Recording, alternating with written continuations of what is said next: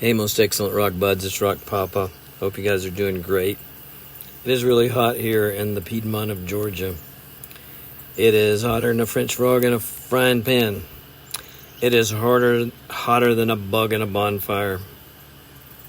It's hotter than a horn. It's hotter than a horned toad in Hades. But I got some interesting, about 3 interesting rock/minerals for you today, so hope this is interesting to you. If so, please subscribe. Thank you so much to all my wonderful subscribers. So here we go. Okay, here's a very interesting rock. It's beautiful, and this one's been polished. I see 2 colors here, gorgeous colors, and any of you artists out there will know that these 2 colors are also complementary colors, kind of pinkish red and greenish color. This rock is called Unakite, Unakite. And this Unakite was formed during the Precambrian period or era. That would be maybe around 1 billion years ago. So let's talk about the minerals we have here. The gorgeous pinkish reddish mineral is potassium feldspar, orthoclase by name, I believe. And potassium feldspar is a mineral that you find in very felsic rocks that are high in quartz and low in iron and magnesium. The greenish mineral, which is gorgeous, in this case it's epidote. An epidote is an alteration mineral that you find associated with mafic rocks, rocks that are high in iron, calcium, and magnesium. Epidote doesn't usually have magnesium, but it's high in iron and calcium. So you've got a felsic mineral, potassium feldspar, right in there with a mafic mineral, epidote. How did this happen? Well, back during the Precambrian era or period, which would be about, well, any time before 550 million years ago, approximately. Let's go back to about 1 billion years ago when the supercontinent Rodinia was being formed.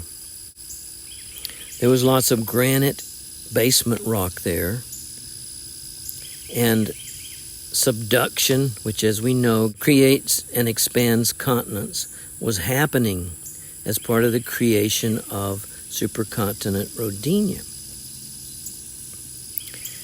And as we know, in volcanic situations, the flanks of subduction volcanoes are often under water, under the ocean. And so ocean water goes down into these vents, these vents in the volcano structure, and become very superheated. And then as that water comes back up and flushes through the porous material, like tuff, etc., all kinds of element and mineral exchanges can occur. This is called hydrothermal alteration, hydrothermal metamorphism. And it's common in volcanic situations. Hydro means water, thermal means heat. You've all seen pictures of the black smokers on the bottom of the ocean. That's where all the hot mineral and element-laden water comes out and flushes through tuff. And in this case, it must have, the black smokers must have come in contact with granite. And in that case, epidote comes from the alteration, hydrothermal alteration of mafic rocks like basalt, gabbro, diabase, got mixed in with the orthoclase from granite, and you get Unakite. Beautiful rock. They carve it into beautiful shapes, and this pretty specimen I bought from Amazon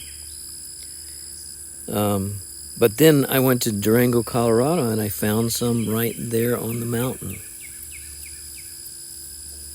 So we have Unakite.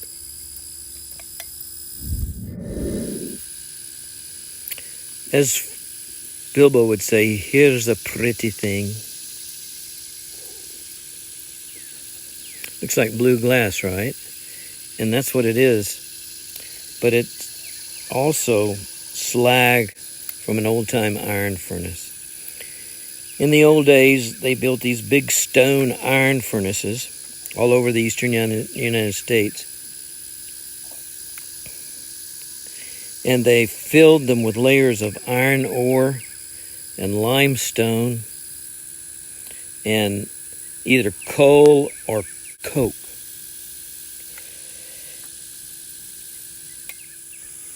So if you take coal and you burn it in the absence of oxygen, you get coke, and that concentrates its firepower. So that's why they would put coke in these old-time iron furnaces. So you've got layers of iron ore, you've got layers of limestone, and you've got layers of coke in these iron furnaces. What's the limestone for? Limestone, I believe, helps to take out impurities in the iron. So as the iron becomes molten, the iron ore becomes molten, impurities separate from the iron. The iron is heavy, so it sinks down to the bottom of the iron furnace and drips out, and they catch it. And they call this pig iron. Lighter materials like silica, other impurities like copper,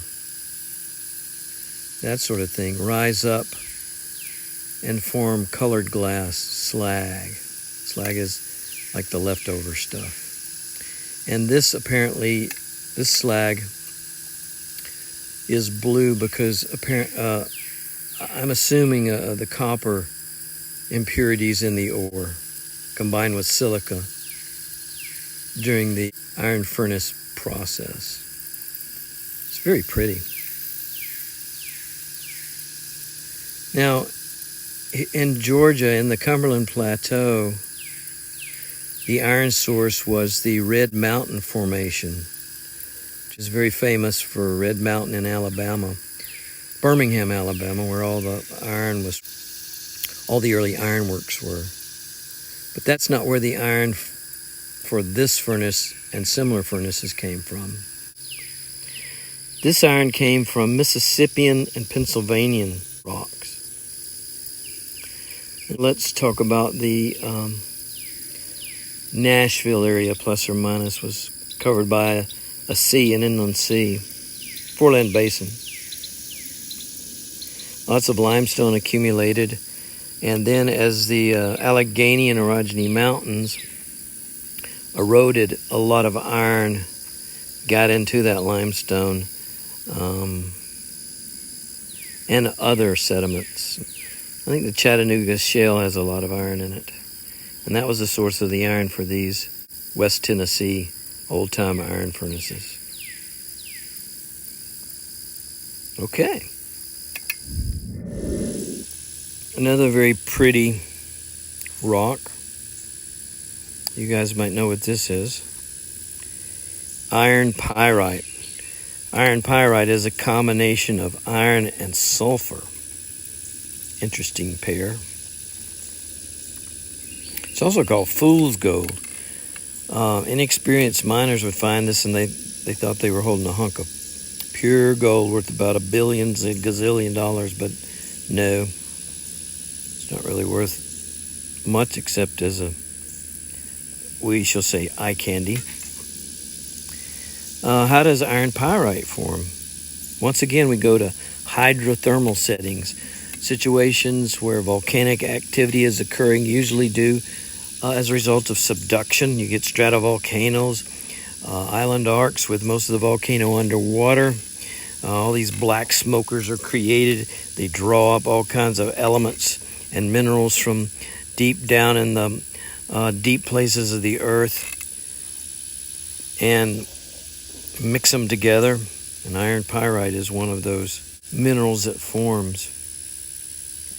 Now, I can see why inexperienced miners would mistake this for gold, because iron pyrite forms in the same places that gold form, hydrothermal settings. So a miner might see iron pyrite, or he might see yellow sulfur staining, and that would give him a clue to tell him, dig here, as you might find some gold. Iron pyrite. Look at that beautiful flashy face there. Okay guys, thank you so much for watching. If this was interesting, please subscribe. Subscriptions help me so much. I'm still working on that rock app. I make progress every day, but it's a big project.